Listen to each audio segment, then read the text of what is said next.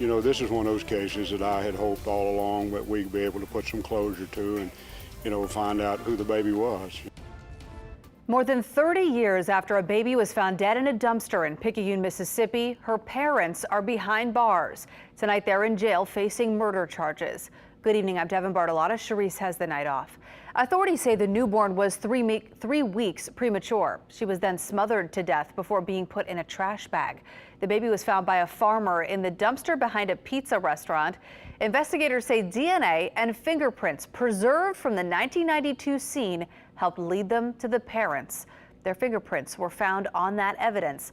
Authorities arrested Inga and Andrew Career in Jefferson Parish for the baby's death. Whitney Miller joins us now. Now, Whitney, you spoke with some of the people who helped solve this case and how they hope to solve many like this. Yes, I did. The group is a DNA lab called Othram. Scientists at the private laboratory say they've only begun to scratch the surface when it comes to human identification and solving cold cases.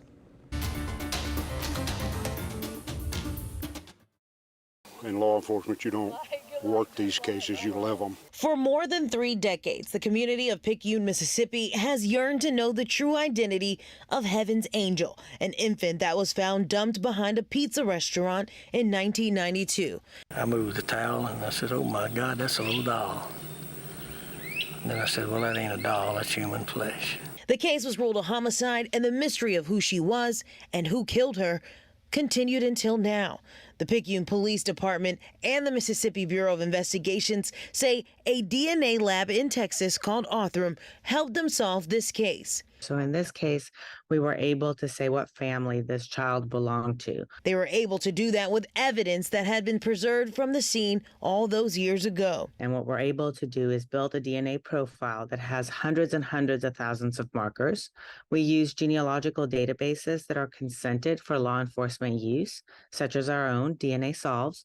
And then we're able to piece back where that person belongs onto a family tree. Using genome sequencing, the lab traced the baby's DNA to her parents, Inga and Andrew Carrier, who were recently arrested for her death. Police say their fingerprints were found on the evidence saved since 1992. Both mother and father face first-degree murder charges, and local authorities say this case will be one of many they plan to solve with the help of Othram. Working with the medical examiner's office, we've solved using Othram 16 cases in the last 3 years. This type of technology is a way to be able to give these children their voice back and be able to get justice for them. I also learned at Othram today that this case was funded by a Mississippi native and philanthropist that is dedicated to helping the state resolve its backlog of unsolved cases using forensic grade genome sequencing. Devin. What a story. Thank you.